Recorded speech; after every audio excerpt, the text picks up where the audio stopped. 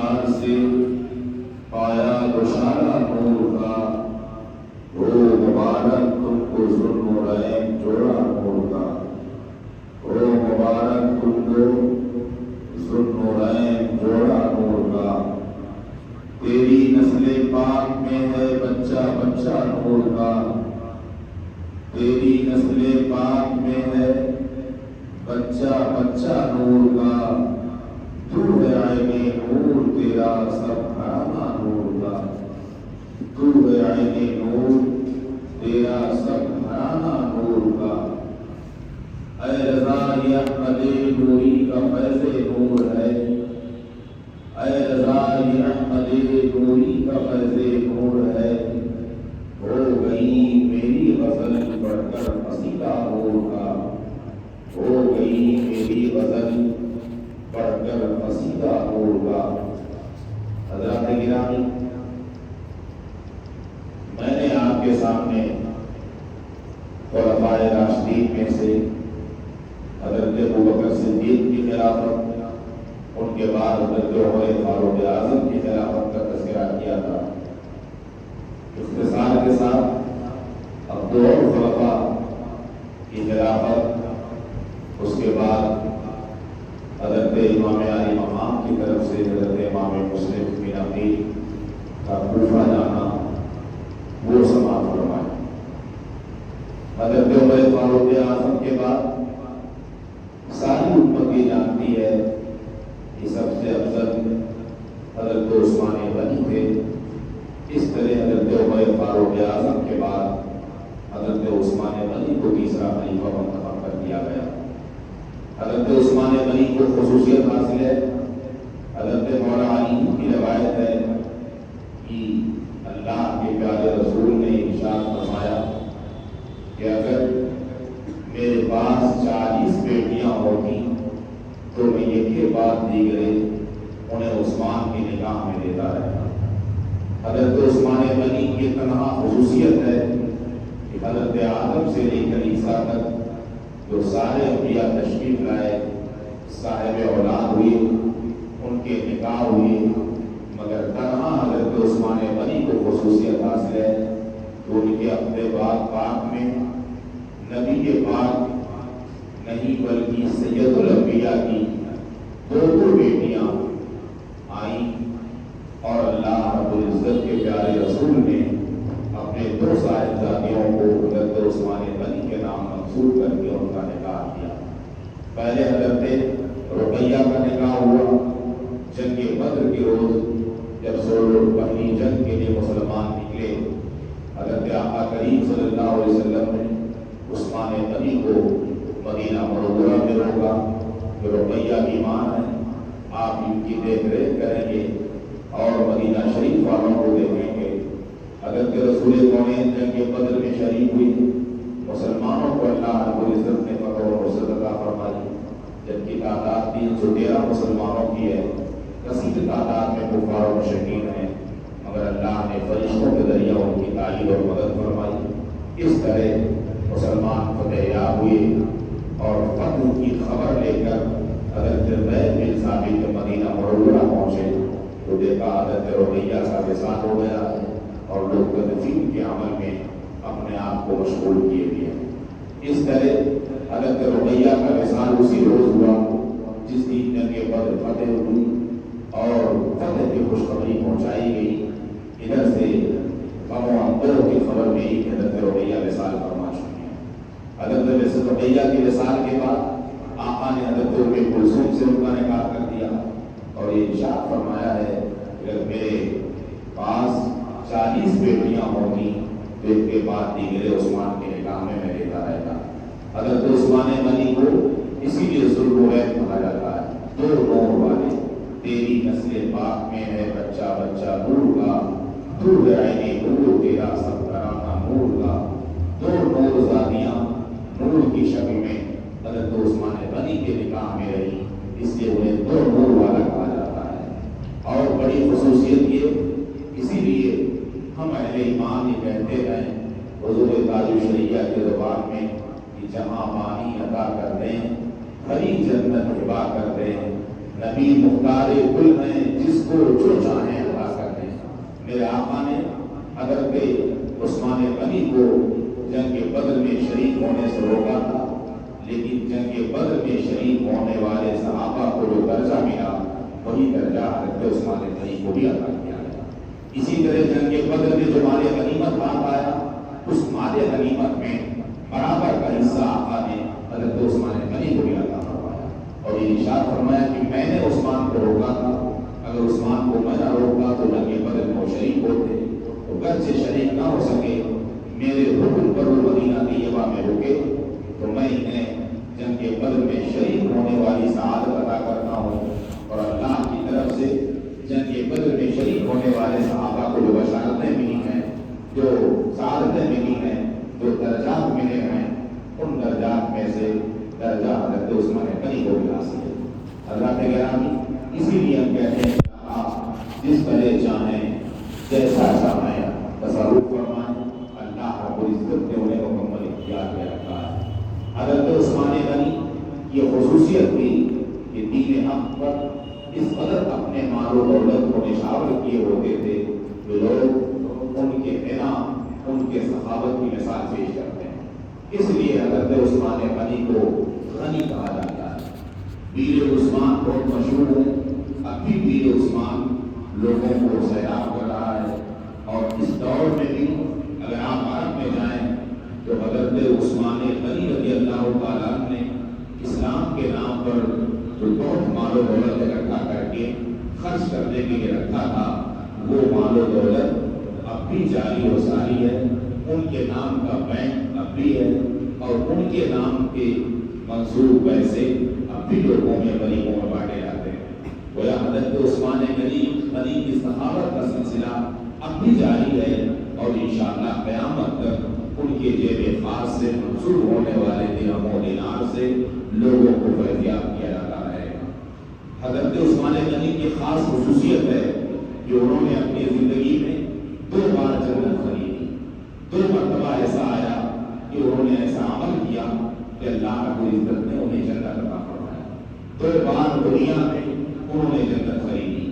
ایک مرتبہ جب جنگ تبوک کے موقع پر مسلمانوں کے اندر بڑی پریشانی اور تنگی تھی، قحط سالی تھی، سوکھا تھا، اور اس وقت فوج تیار ہو رہی تھی کفار و مشرکین کے مقابلے میں، لیکن تنگی کی بنیاد پر مال و دولت نہیں تھے، ساز و سامان کی کمی تھی، ہتھیار کی کمی تھی، اسی لیے اس فوج کو جیش عسرا کہا جاتا ہے۔ جیش کے مطلب فوج، عسرا کے مطلب تنگی والا کالی فوج کہی جاتی ہے، جو کہ اس وقت بڑی پریشانی سے لوگ دوچار ہو رہے تھے۔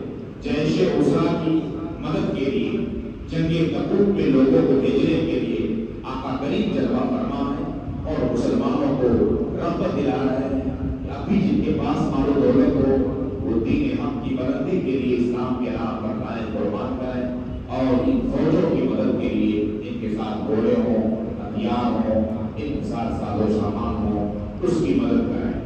رسول کون نے جب دین اسلام کی مدد کے لیے رغبت دلائی تو اس میں سے اگر کوئی کھڑا ہوا تو سب سے پہلے حضرت عثمان غنی کھڑے، اور آپ نے عرض کیا کہ اللہ کے رسول، اس جنگ میں شریک ہونے والے فوجوں کی مدد کرنی ہے، میں 100 ساز و سامان کے ساتھ آپ کی بارگاہ میں پیش کرتا ہوں۔ ایک اونٹ نہیں، 100 اونٹ حضرت عثمان غنی نے ساز و سامان سے لدے بھرے ہوئے آقا کی بارگاہ میں پیش کرنے کے لیے اجازت چاہی اور عرض پیش کی۔ پھر میرے آقا نے ارشاد فرمایا، اب اور کون ہے مسلمانوں میں جو مسلمان اس رغبت کے بعد دین اسلام کی مدد کے لیے اپنے آپ کو پیش کر سکیں، اس میں حصہ لیں، ابھی اور ضرورت ہے۔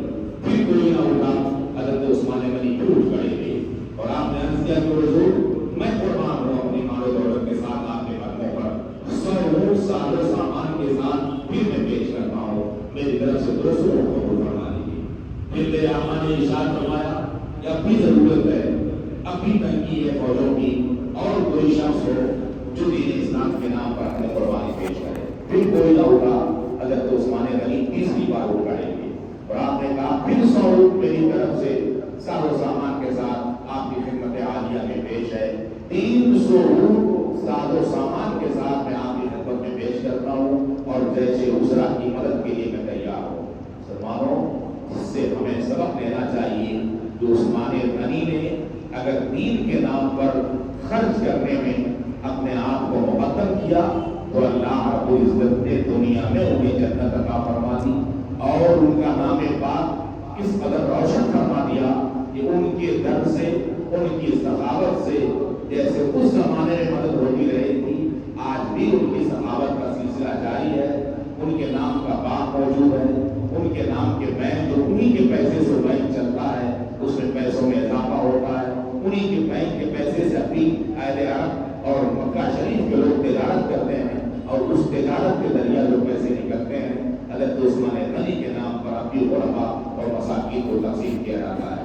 अल्लाह रब्बुल इज्जत ने उन्हें इस कौम की हमदर्दी के बुनियाद पर, दीन हक के नाम पर पैसे खर्च करने के बुनियाद पर वो बुलंदी अता फरमा दी कि इनकी मदद से सिर्फ इसी जमाने में नहीं, पूरी दुनिया जब तक कायम रहेगी, कयामत तक लोग सरफराज होते रहेंगे।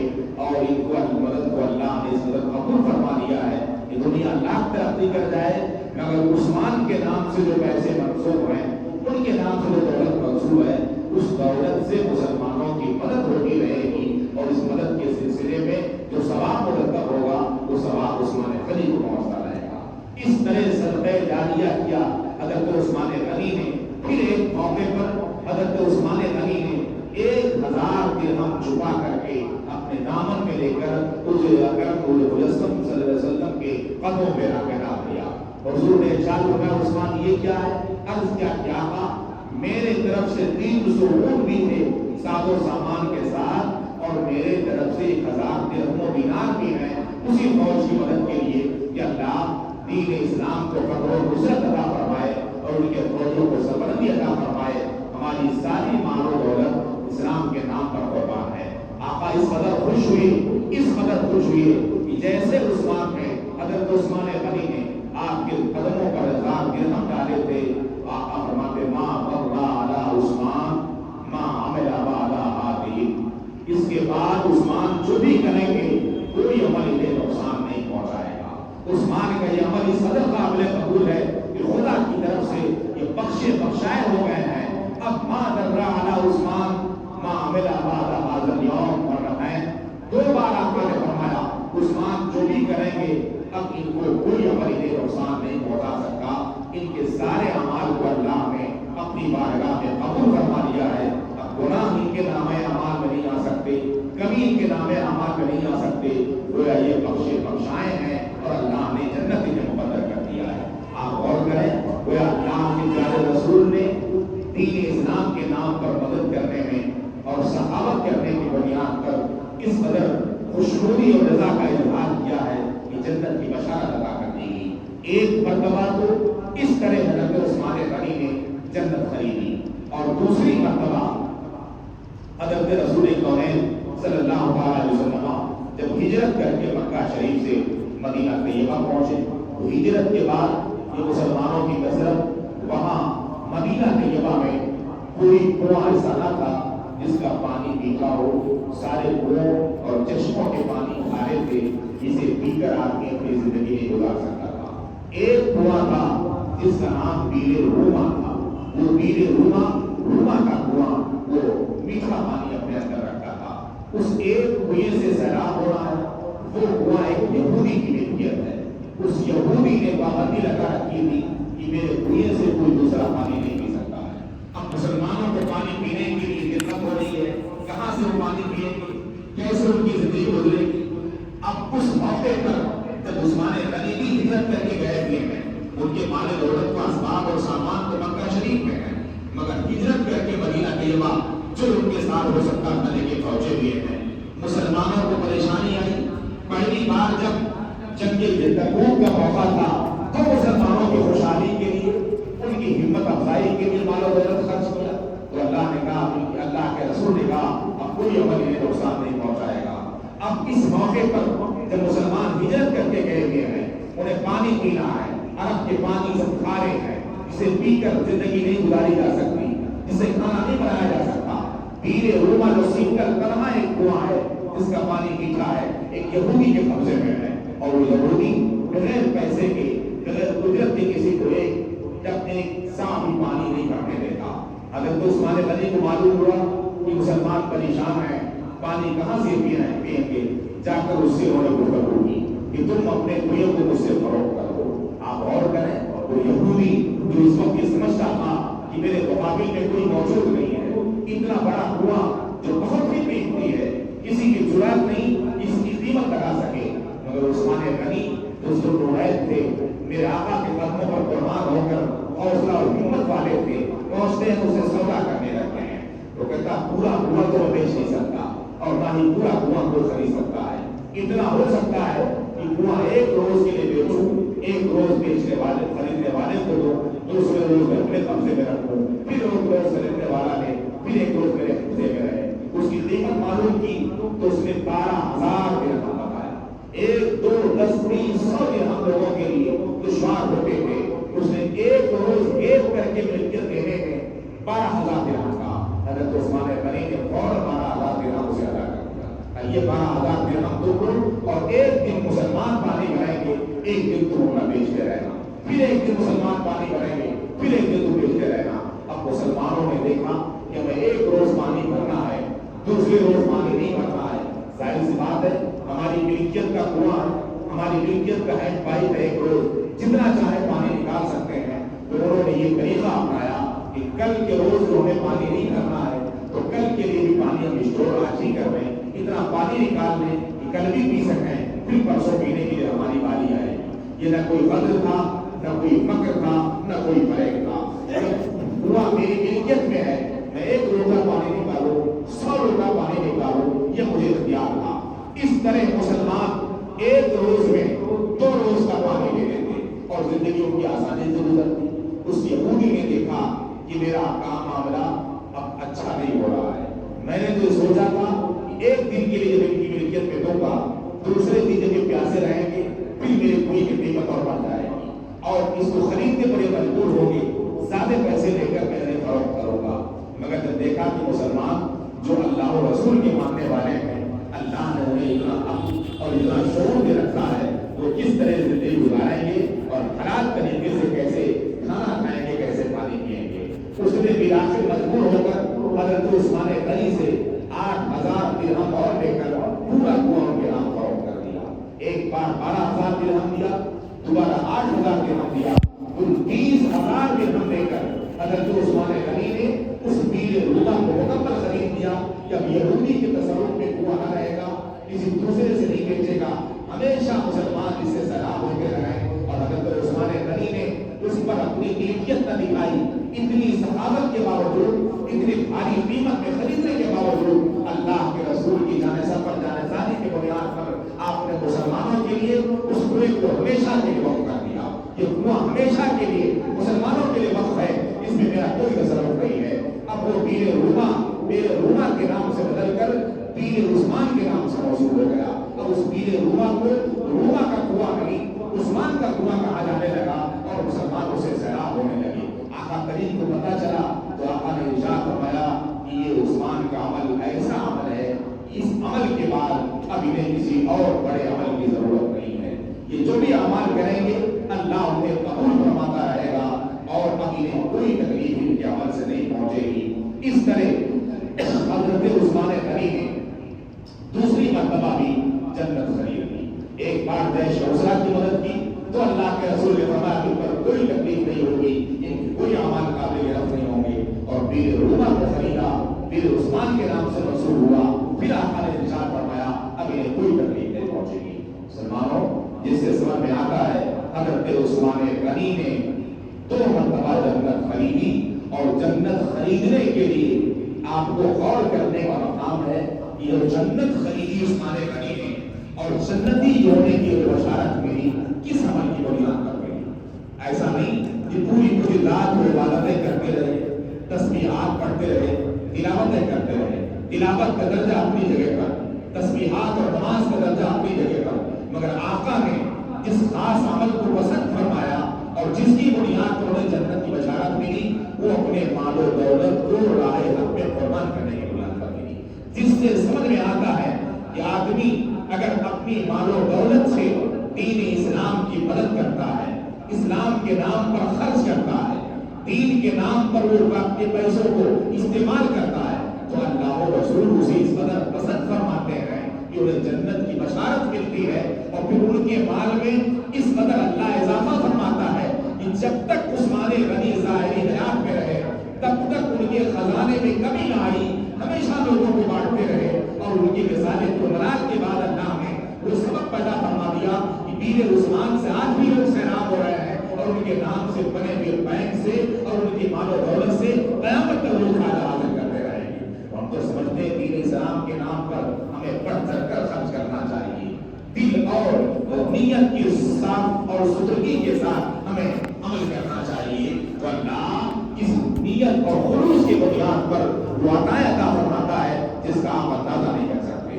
اگر دین حق کے نام پر، اللہ اور رسول کی رضا کے نام پر اگر ہم کچھ بھی پیسے معمولی خرچ کرتے ہیں تو اللہ رب العزت اس کے عوض میں کئی گنا ہمیں عطا فرماتا ہے، اور ہم اس کی عطاؤں سے سرفراز ہوتے رہتے ہیں۔ حضرت عثمان غنی رضی اللہ تعالیٰ کی شہادت بھی ہوئی، حضرت عثمان غنی کو میرے آقا نے شہید بھی کہا تھا۔ اس قدر دینا، اس قدر ایمانداری، اس قدر صداقت کے بعد عثمان غنی کی شہادت بھی ہوئی، بلبائیوں نے انہیں شہید بھی کیا، اور شہادت کا منظر یہ تھا کہ کسی فراڈ کے فریب کاری کی بنیاد پر غلط فہمیاں ڈالی گئی کہ عثمان غنی نے یہ کہا، عثمان غنی نے وہ کہا، اور اس کی تصدیق کے لیے ان کے گھر کا گھیراؤ کیا گیا، لوگوں نے پانی بند کر دیا، جو امیر المومنین اپنے زمانے کا ہو، سلطان المسلمین ہو، بادشاہ وقت ہو، اس کے گھر میں اس کو گھیراؤ کر کے پانی بند کر دیا جائے۔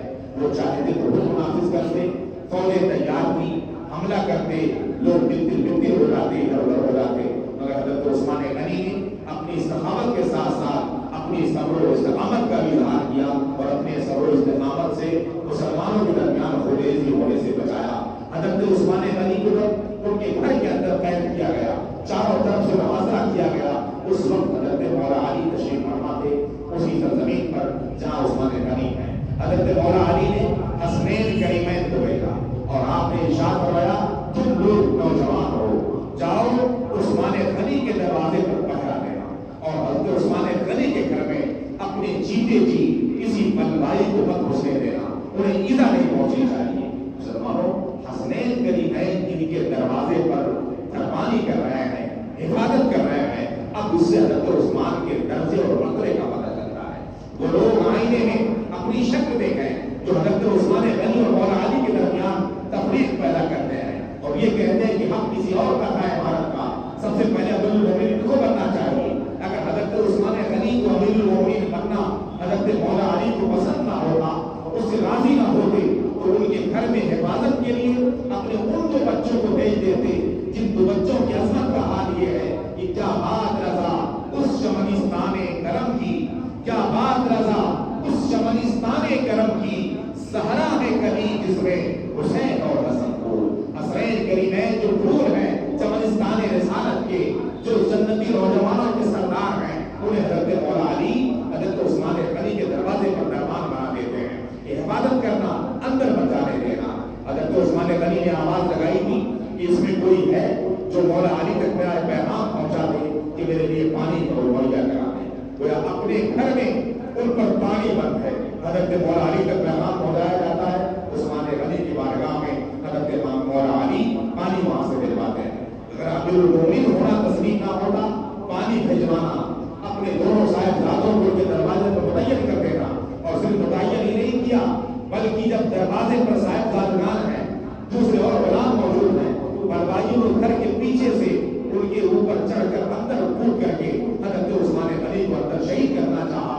ان کی زوجہ محترمہ حضرت نائلہ نے ہاتھ لگایا، ان کے ہاتھ پر انگلیاں کٹی، زخمی ہو گئی، اور حضرت عثمان غنی کو ان کے گھر میں خاموشی کے ساتھ شہید کر دیا گیا۔ سلطان المسلمین کو، امیر المومنین کو چند لوگوں نے جا کر گھر کے اندر شہید کیا، ابھی کوئی فتنہ فساد نہیں ڈالتے۔ حضرت عثمان غنی کسی کو حکم نہیں دیتے کہ میں تنہا شہادت برداشت کر لوں گا، اس لیے کہ میرے آقا نے تو میری شہادت کی بشارت بہت پہلے دے دی ہے کہ وہ رخ پہاڑ ٹھہر جا، تجھ پر نبی موجود ہے، تجھ پر صدیق موجود ہے، اور تجھ پر تو شہید موجود ہے، مجھے تو شہید ہونا ہی ہونا ہے، مگر میں اپنی شہادت سے پہلے مسلمانوں کو خونریزی نہیں چاہتا۔ حضرت عثمان غنی شہید ہوئے، حضرت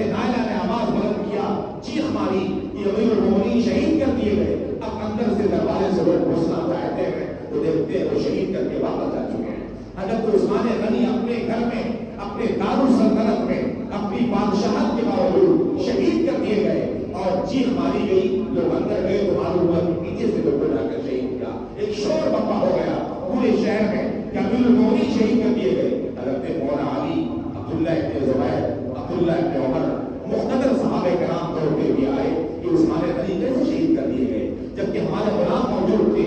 مولا علی نے ارشاد فرمایا میرے 2 بیٹے موجود تھے جو نوجوان بیٹے ہیں، جن بیٹوں کی جلال کا حال یہ ہے کہ میرے آقا نے ارشاد فرمایا ہے کہ حسن کو میری ہیبت اور حسن کو میری جلال عطا کی گئی ہے اور میرے بیٹے حسین کو میری سخاوت اور سیادت عطا کی گئی ہے. وہ 2 بہادر بیٹے ہیں. اس کے بعد کیسے عثمان کو شہید کیا گیا؟ مولا علی دروازے پہ جب آ کے پہنچتے ہیں اپنے 2 بیٹوں سے پوچھتے ہیں کہ قتل امیر المومنین شہید کر دیے گئے وانتما علی الباب، اور تم دونوں دروازے میں کھڑے رہے، کیسے شہید کر دیے گئے؟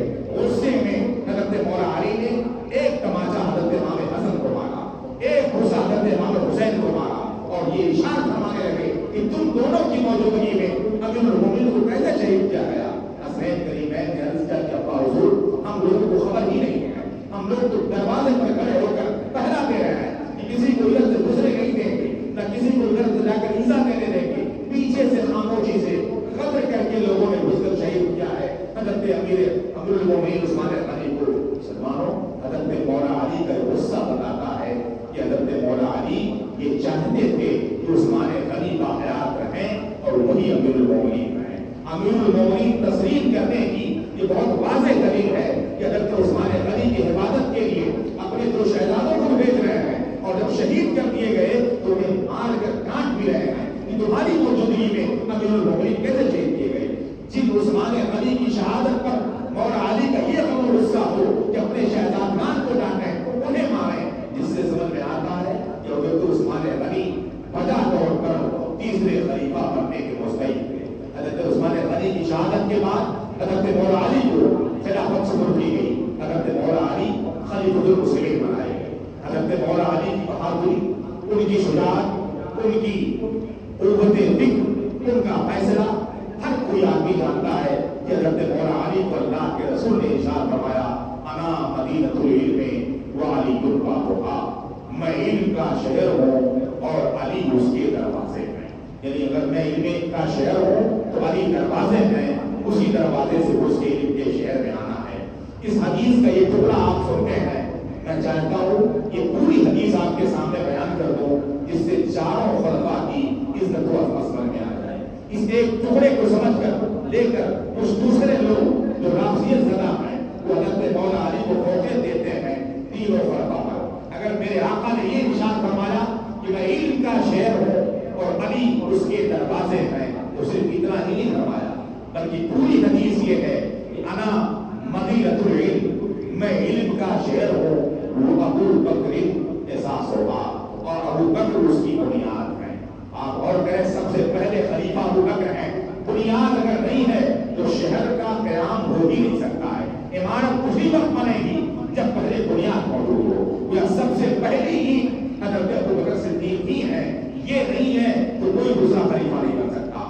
انا مدینۃ العلم و ابو بکر احساس ہوگا، میں علم کا شہر ہوں، ابو بکر اس کی بنیاد ہے، وہ عمر و دیوار ہوگا اور عمر اس کی دیوار ہے. پہلے بنیاد کی ضرورت، اس کے بعد اس پر دیوار کی ضرورت. پہلے ابو بکر پہلے خلیفہ، دوسرے عثمان کو عمر فاروق اعظم دوسرے خلیفہ. پھر فرماتے ہیں وہ عثمان و سقفھا، اور عثمان اس کی چھت ہے. اگر میں علم کا شہر ہوں تو بنیاد ابو بکر ہے، دیوار عمر فاروق ہے اور چھت عثمان علی ہے.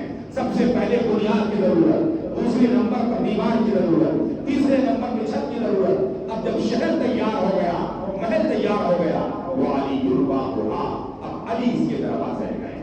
بغیر دروازے کے شہر علم میں تو نہیں آ سکتے، مگر جس شہر علم کی حفاظت کے لیے مولا علی موجود ہے اس کی بنیاد ابو بکر ہے، اس کی دیوار عمر ہے، اس کی چھت عثمان ہے. ان تینوں کی حفاظت کے لیے اور تینوں کی عظمت بتانے کے لیے حضرت مولا علی دروازہ بن کر کھڑے ہوئے ہیں. جس سے سمجھ میں آتا ہے چاروں خلفاء کی ترتیب اپنی جگہ پر مسلم ہے.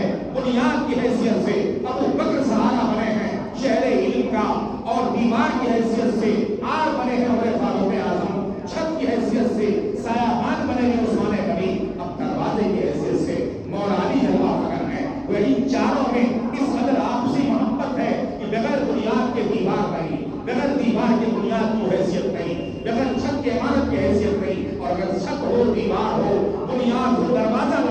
بغیر دروازے کے شہر محفوظ نہیں ہو سکتا.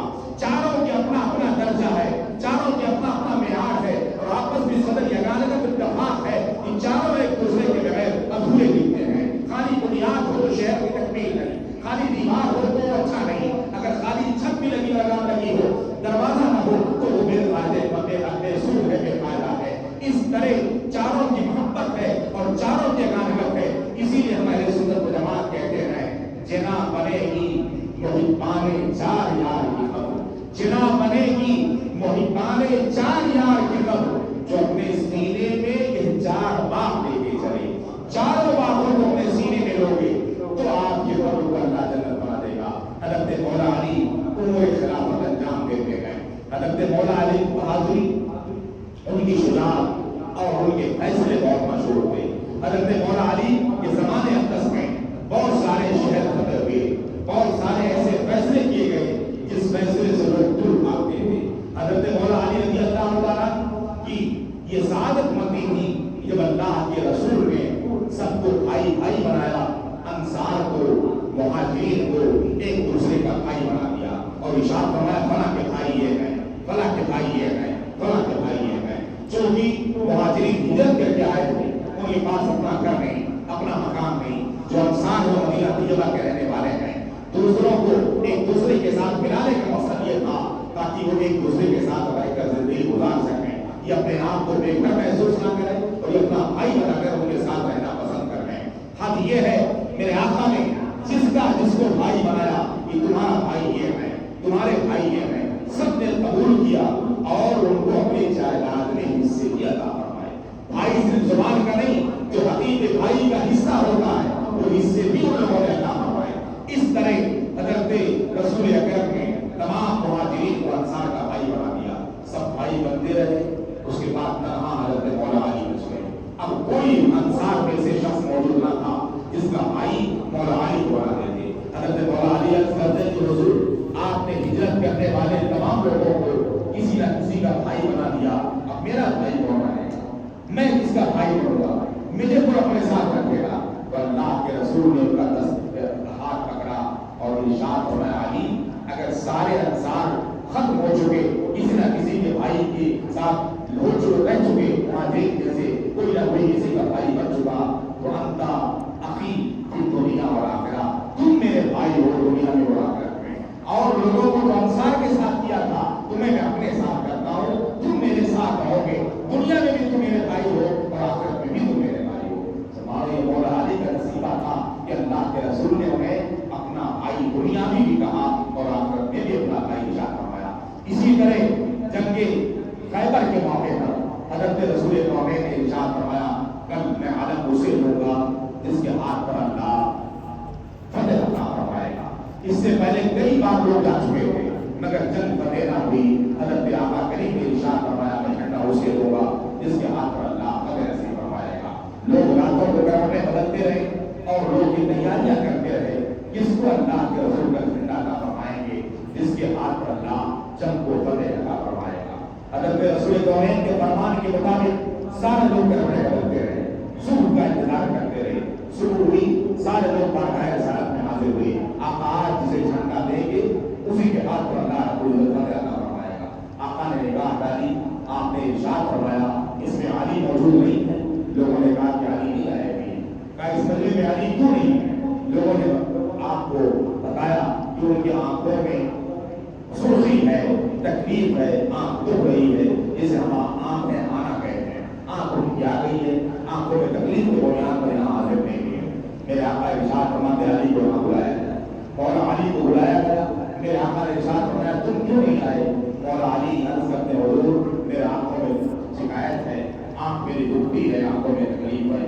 میرے آقا نے اپنا دعا کے تحت نکالا, مولا علی کی آنکھ میں لگایا, کہا تمہیں شفا چاہیے, تمہارا شافی تمہارے سامنے موجود ہے.